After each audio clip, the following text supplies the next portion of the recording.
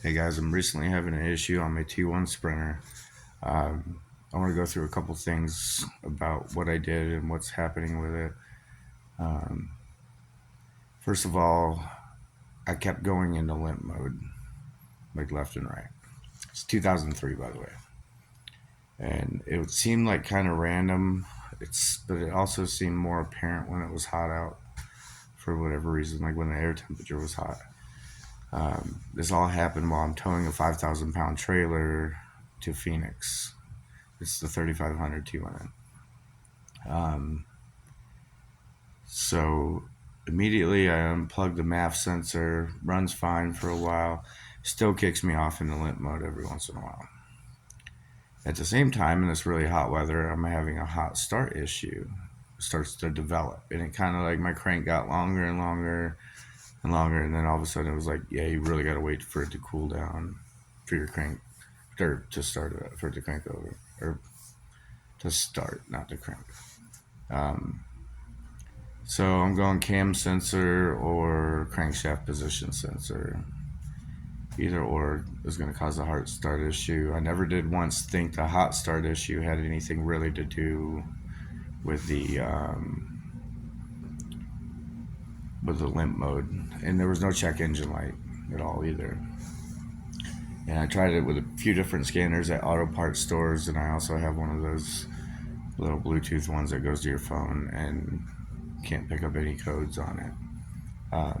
But I'm starting to think that's a comm issue because I unplugged the MAF sensor and get a check engine light and still don't read any codes on it. I think that's a voltage issue because I heard if you're at like 4.8 volts, then you're not going to read comms on it.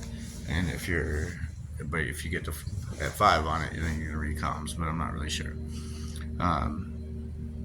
But anyway, so I'm on the road and I don't really have a lot of means to I couldn't find any parts whatsoever, so I kind of just lived with it until I got to Phoenix. It's 95 degrees out. It took me forever because I had to keep stopping, turn the car off, and then restart it. That'll take it out of limp mode for me. And it was hot, but I couldn't just restart it just like that. So I was carrying a can of ether, firing it up with the ether. Got here, started looking into it. I don't have a lot of means to test it. I do have a voltmeter, and what my MAF sensor was doing was it was kicking out like 1.65, 1.7 volts, and as you know, that goes down as you hit the throttle because it's really a 5 volt reference, but it pulses. It has the 5 volt reference wire and it has a signal wire, and it pulses voltage up the signal wire, which splits it off basically from the reference voltage. So at a steady pulse, you'd be at 2.5 on each side, and that would be your 5 volt signal. Now you're pulsing faster. I believe this is how it works. It'll go down on your reference volt side. But I'm running it, so it should be at 2 volts to like a little over 2.5 volts, according to Florida Van Man. And I'm running like 1.65 volts, and then I'm going down to like just over 1. So to translate that to what it looks like on your scanner device, if you're reading live data, it was going from, depending on my throttle position and all that stuff, like how much I was revving at, it was going from like, regular like 1.7 pounds per minute of airflow up to, which would be just idling. It was almost like wasn't reading idling, right? And then it would go up to like 17 or 18 standing on it, which I thought seemed normal because in general consensus says up to about 15 pounds probably is pretty normal. A limp mode, I'm thinking just to caveat, I'm thinking I have a boost leak or something maybe. So I go through that whole system, can't find any cracks or tears or anything. Um, the only thing I found in I pulled off the EGR and the gasket between the EGR and the manifold. Well, the gasket was fine, but the manifold was like divoted, and there was like a little bit of oil leak through it that I could see was literally going through a part on the gasket, and it was cavitated a little bit, like just eroded for some reason.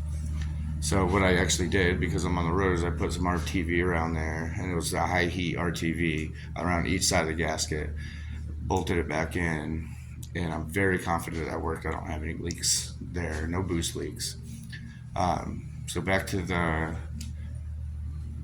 pressures, or the airflow, I should say. Not the manifold pressure has been reading high the whole time, so I don't have a major boost leak. That's just everything's working, but I'm just blowing it all out to some pipe somewhere. The airflow rate, like 17, we get up to 17 or 18 under a heavy load, revving it real high. And anyway, so what I did is I replaced the MAF sensor, and I don't care how hard I stood on it, it wouldn't go above about 15. So because my voltage was low on the MAF sensor, or the MAF sensor itself was reading that low, probably some extra resistance in there or lack of or whatever. It thought it was flowing a lot more air, and it thought, since the boost pressure or the manifold pressure is only this high, basically it thought there was a boost leak, so it was turning the turbo off. Other than that, it would seem like it's running fine or working fine. It was just on those real high pressures or airflow rates, then it spiked up a bit, and that's when it would throw it in the limp mode.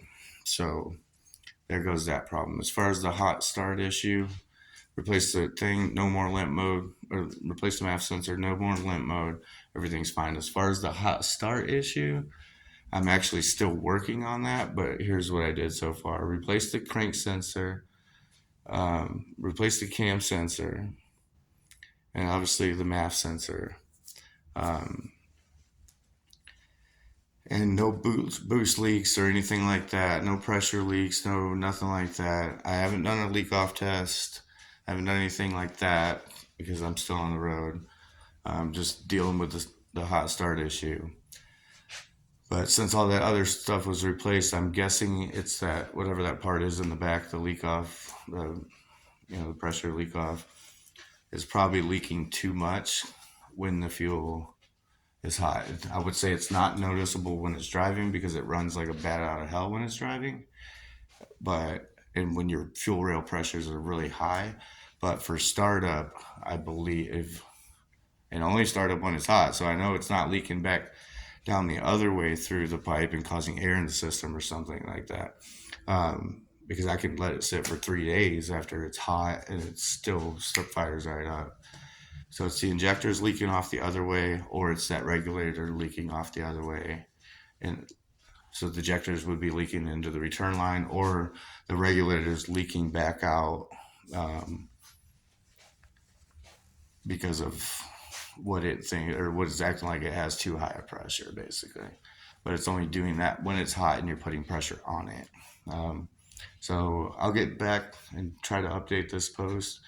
But like I said, I guess the biggest takeaways are there's two issues going on that kind of at first seemed like one, and ended up just being the MAF sensor, which I suspected from the beginning, but I didn't want to just go buy a MAF sensor because it was reading and it was volting out, and I could see it on my scanner and everything, and it was detecting air.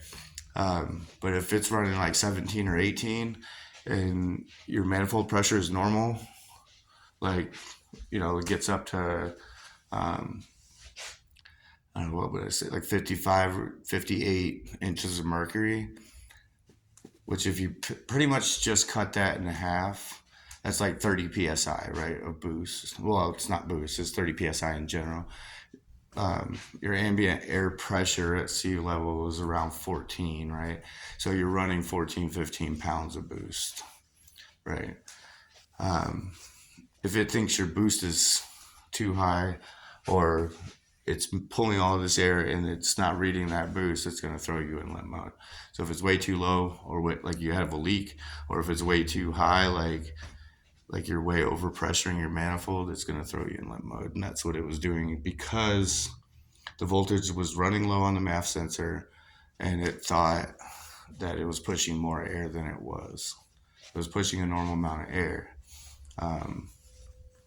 It just, and it wasn't that far off. It was just enough to throw it. So we didn't need to be at the truck for this, so I'm not going out in this fucking heat.